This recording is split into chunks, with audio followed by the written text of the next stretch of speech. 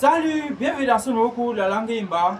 Aujourd'hui, nous allons parler d'un temps verbal que je n'ai pas encore donné son nom. Mais nous allons appeler ce temps verbal-là le temps verbal X.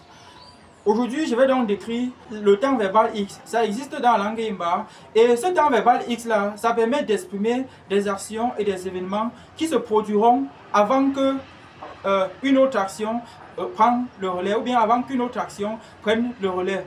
Donc, le temps verbal X, je vais trouver son nom plus tard et je vais faire un cours beaucoup plus détaillé sur ça. Ce temps verbal X de la langue Imba permet d'exprimer des actions et des événements qui se produiront dans le futur avant qu'une autre action ne prenne le relais. Dans la langue Imba, pour ce temps verbal X, voici un exemple pour que vous compreniez. En Imba, on dit quand on dit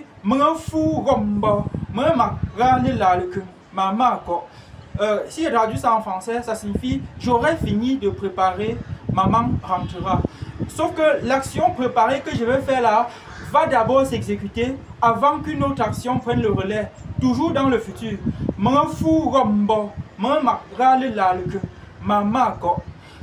Et ce temps verbal là permet donc d'exécuter cette action là. En réalité, ça permet d'exécuter même deux actions. La première action qui s'exécute d'abord avant que l'autre action s'exécute. Je prends un autre exemple pour que vous compreniez.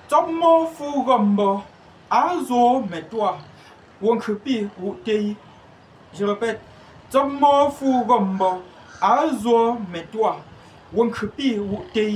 Qui signifie Tsomo aura acheté la voiture, ses enfants le respecteront. Ça veut dire que quoi? Dans le futur, quand Tsomo va acheter la voiture, ensuite ses enfants vont le respecter. Vous voyez donc que il y a une première action qui s'exécute d'abord jusqu'à ce qu'il se termine, avant que l'autre action prenne le relais. J'ai appelé ça le temps verbal X. Et sachez que cette caractéristique du temps verbal X existe aussi dans le passé. Ce temps verbal X est au futur et elle existe aussi dans le passé. Je prends un autre exemple toujours dans le futur de ce temps verbal X pour que vous compreniez. Je répète.